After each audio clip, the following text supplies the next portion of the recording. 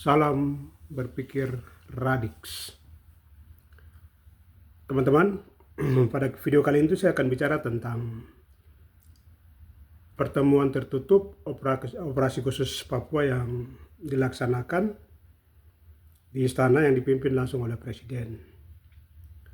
Nah teman-teman, sebelum kita sedikit mendalami bagian ini, teman-teman jangan lupa like dan subscribe. Oke teman-teman, mari kita kembali. Jadi Kompas merilis itu tanggal 8 Mei 2024 lalu, itu ada pertemuan khusus yang dipimpin langsung oleh Presiden, yakni operasi khusus Papua. Nah di situ yang hadir itu ada Menhan Prabowo, kemudian ada Kepala Staf TNI, ada juga Kepala Bappenas, ada Kepala Badan Intelijen, ada juga Kapolri. Wah, sangat luar biasa, teman-teman. Nah, di situ kan mereka dalam pertemuan itu mereka pakai istilah operasi khusus Papua, pertemuan tertutup seperti itu. Nah, operasi khusus Papua ini mari teman-teman kita dalami baik-baik. Karena ini apa sih sebenarnya yang mau dioperasikan di Papua? Sementara misalnya LIPI bilang itu ada 4 masalah besar. Yang kemudian walaupun kita tahu bahwa akar utama dari masalah di Papua itu adalah kolonialisme Indonesia di tanah Papua. Nah kemudian LIPI berusaha merumuskan ada 4 masalah besar, tapi masalah ini itu tidak pernah terselesaikan. Yang ada justru operasi militer, yang ada justru pendudukan, yang ada justru pengurasan sumber daya alam. Nah proses ini itu dia berulang-ulang semenjak Trikora dikumandangkan itu sampai dengan saat ini. Tidak pernah sama sekali itu ada proses penyelesaian. Nah, padahal itu kalau kita maknai itu soal operasi, itu selalu bicara tentang bagaimana sebuah tindakan dilakukan untuk menyelesaikan sebuah persoalan. Itu esensi dari operasi. Nah, tapi faktanya LIPI merumuskan 4 masalah besar, dari dulu sampai sekarang masalahnya itu saja. Padahal jalannya yang waktu itu ditawarkan dan digagas juga, dan bahkan misalnya didorong oleh Jaringan Damai Papua itu adalah dialog. Tapi faktanya negara tidak pernah mau berdialog. Presiden selalu menghindar untuk berdialog. Padahal dialog itu alat untuk mengoperasikan masalah supaya masalah itu bisa diselesaikan. Itu alatnya. Tapi kenapa alat itu tidak dipakai? Lalu pertanyaan berikutnya itu ada apa sih sebenarnya? Kok dari dulu sampai sekarang ada pertemuan tertutup, ada operasi tapi masalah tetap berjalan terus? Jokowi sudah 10 tahun tapi pelanggaran HAM jalan terus, pendudukan makin besar. Dan lebih parah lagi itu kemarin di perubahan Undang-Undang Otonomi Khusus itu bersifat sentralistik.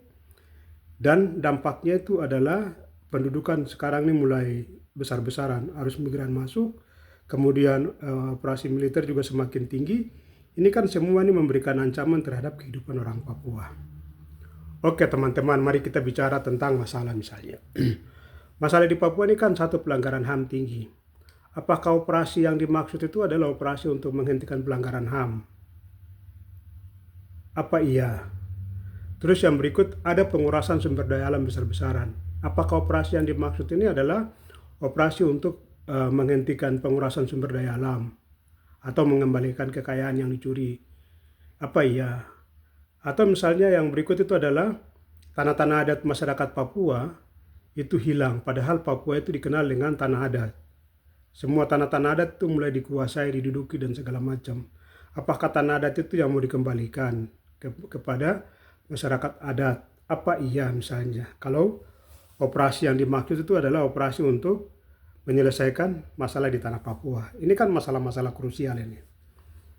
Nah sekarang misalnya kita bicara tentang apakah operasi itu lebih kepada konflik kombatan. Pertanyaannya, kenapa pengiriman pasukan militer Indonesia dari luar Papua ke Papua itu menduduki ranah sipil dan memberikan traumatik panjang kepada masyarakat sipil? Kenapa militer-militer itu kerap kali menduduki sekolah dan rumah sakit yang menimbulkan pembakaran terhadap rumah sakit dan sekolah karena misalnya dianggap sebagai itu basis militer misalnya. Kenapa militer-militer itu tidak melakukan pembasisan di hutan atau di tempat yang jauh dari sipil sehingga sipil itu merasa aman? Atau kenapa negara tidak hadir ketika para pengungsi itu harus mengungsi, sementara waktu para pengungsi non-Papua itu negara hadir dengan kekuatan lengkap dan menyelamatkan para pengungsi. Tapi untuk orang asli Papua dilakukan pembiaran. Ini kan sama saja dengan praktek rasialisme yang dilakukan oleh negara dengan sadar, tapi juga ada upaya pembiaran, dan pembiaran dalam perspektif hak asasi manusia adalah itu kejahatan terhadap kemanusiaan dan ancaman genosid. Nah, ini praktek-praktek yang selalu terjadi. Nah, lalu pertanyaannya, terus operasi khusus yang dimaksud ini operasi khusus Papua seperti apa misalnya? Nah, katakanlah misalnya Kepala Bappenas bilang begini, itu supaya ada penyusunan rencana pembangunan Papua dengan cara itu pendekatan kesejahteraan. Loh, ini Jokowi mau berakhir. Dari dulu pendekatan kesejahteraan.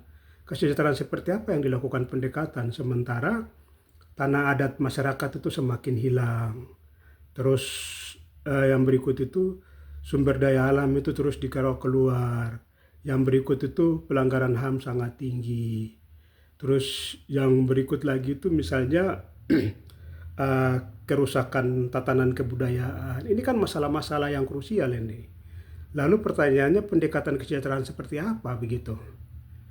Yang berikut lagi misalnya kalau dibilang bahwa pendekatan keamanan. Apa di Papua itu ada pendekatan keamanan?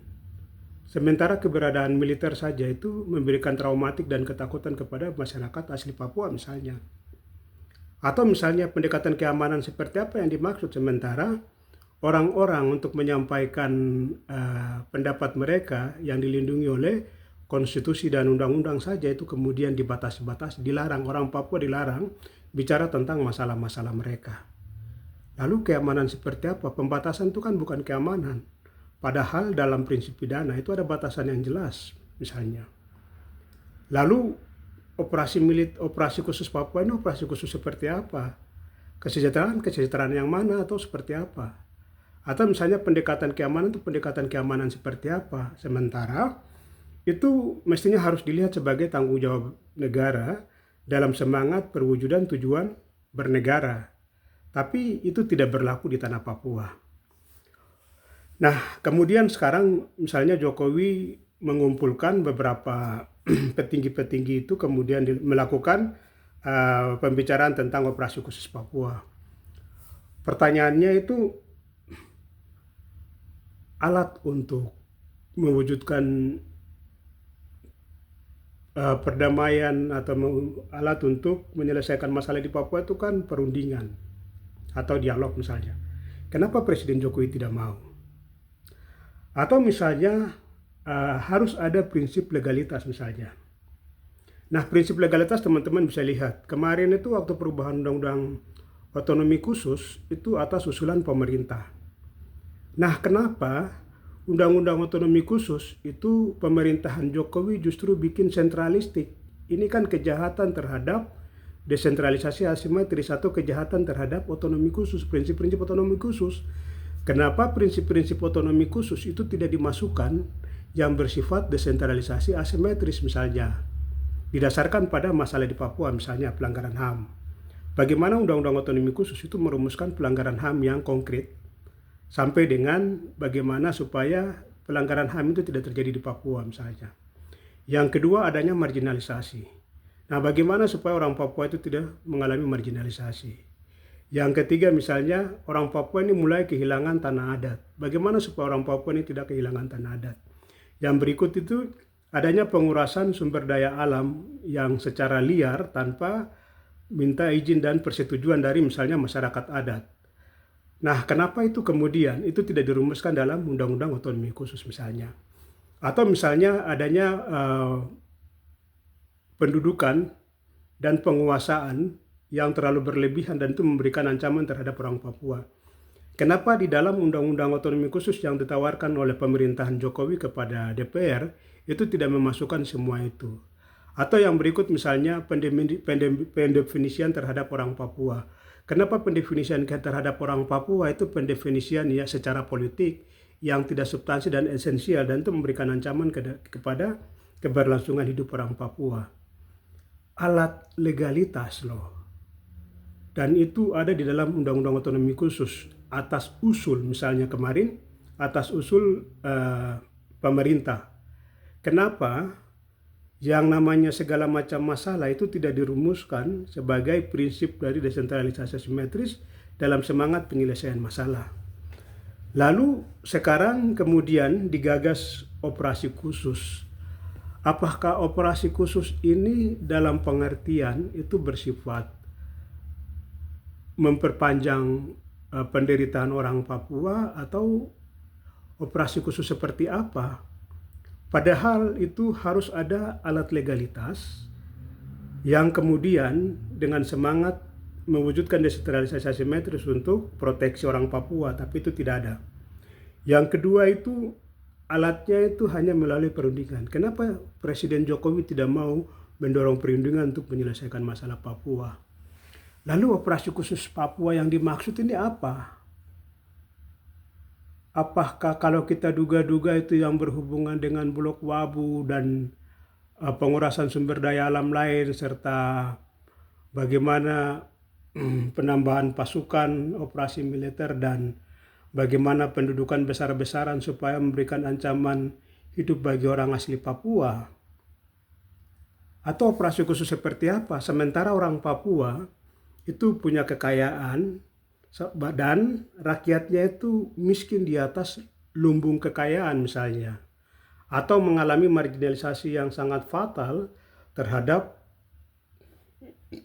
keberlangsungan hidup mereka walau mereka punya kekayaan. Lalu operasi khusus ini operasi seperti apa yang dimaksud? Apakah operasi untuk memperpanjang kolonialisme Indonesia, operasi untuk menghancurkan tatanan kebudayaan dan keberlangsungan hidup orang Papua, atau operasi seperti apa?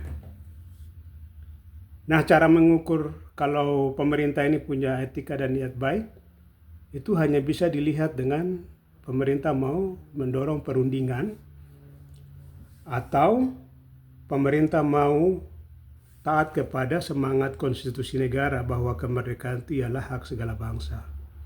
Mari teman-teman, kita coba dalami wujud dari operasi khusus Papua yang digagas oleh Presiden bersama beberapa bawahan mereka yang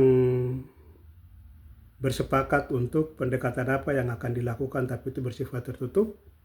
Walau Bappenas menyebutnya itu pendekatan kesejahteraan dan pendekatan keamanan, yang itu bisa dikritisi seperti tadi.